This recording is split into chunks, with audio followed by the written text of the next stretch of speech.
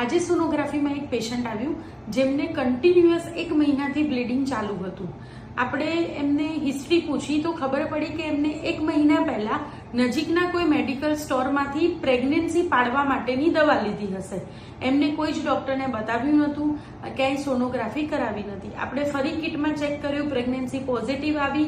સોનોગ્રાફીમાં જોયું તો સોનોગ્રાફીમાં અંદર કચરો રહી ગયો હતો, એટલે ઇનકમ્પ્લીટ અબોર્શન થયું હતું. એટલા માટે એમને કન્ટિન્યુ બ્લીડિંગ ચાલુ હતું, જેના કારણે એમનું હિમોગ્લોબિન લો થઈ ગયું અને અંદર પણ થોડું ઇન્ફેક્શન થઈ ગયું. આ ગર્ભાશય છે, આ જે દેખાય છે એ ગર્ભાશયની અંદર કચરો ભરાયેલો છે, બરાબર છે. એટલે આખું બાળક ફળ્યું નથી, કચરો અંદર રહી ગયો છે. એટલે મારી સલાહ એવી છે કે જ્યારે પણ તમને અનવોન્ટેડ પ્રેગ્નન્સી રહે છે, એટલે કે પ્રેગ્નન્સી તમારે રાખવી નથી, તો તમે પ્લીઝ ગાયનેકોલોજીસ્ટનો વિઝિટ કરો. એ તમારી ફર્સ્ટ સોનોગ્રાફી કરશે અને એના અકોર્ડિંગલી તમને દવા કે કિરેટનનું સજેશન કરશે.